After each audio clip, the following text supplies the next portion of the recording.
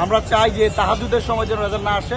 Already 38 বছর পর জগন্নাথ বিশ্ববিদ্যালয় কেন্দ্রীয় ছাত্র সংসদ অনুষ্ঠিত হতে যাচ্ছে। আমরা শিক্ষার্থীদেরকে শুভেচ্ছা জানিয়েছি, আবারও শুভেচ্ছা জানাই। আপনারা জানেন যে আজকে সকাল 8টা থেকে নির্বাচন ভোট গ্রহণ শুরু হয়েছে, 3:30টায় শেষ হয়েছে। আমরা অপেক্ষা করছি ভোট রেজাল্ট পাবলিশ হওয়ার জন্য।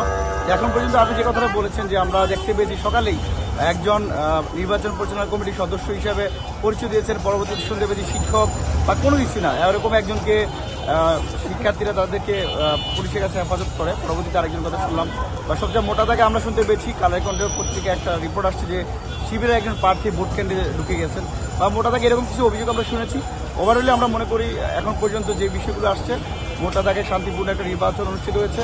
আমরা বিশ্বাস করি ছাত্র অধিকার পরিষদ, ছাত্রদল সমর্থিত ঐক্যবদ্ধ নির্ভীক জবিয়ান প্যানেল যে রয়েছে, সেখানে ছাত্র অধিকার পরিষদ জগন্নাথ বিশ্ববিদ্যালয় শাখার সভাপতি AK রাকিব বিপি পদপ্রার্থী, যে কিনা গত 7-8 বছর ধরেই ফেসিবাদে আমলের শেখ হাসিনা দুঃশাসনের সময় ছাত্রলীগের রক্তচক্ষুকে উপেক্ষা করে শিক্ষার্থীদের অধিকার আদায়ের জন্য কাজ করেছে।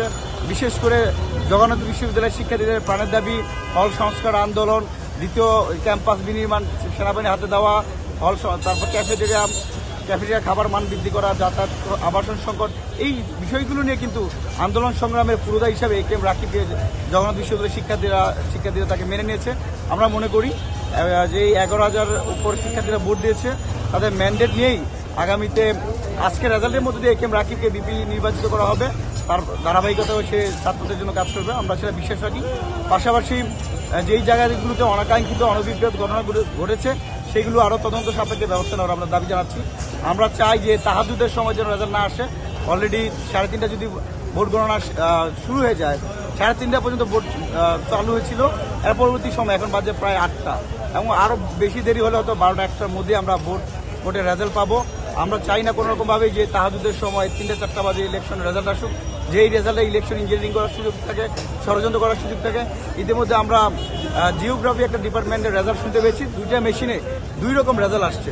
সুতরাং এখন ম্যানুয়ালি আবার গণনা করা হবে।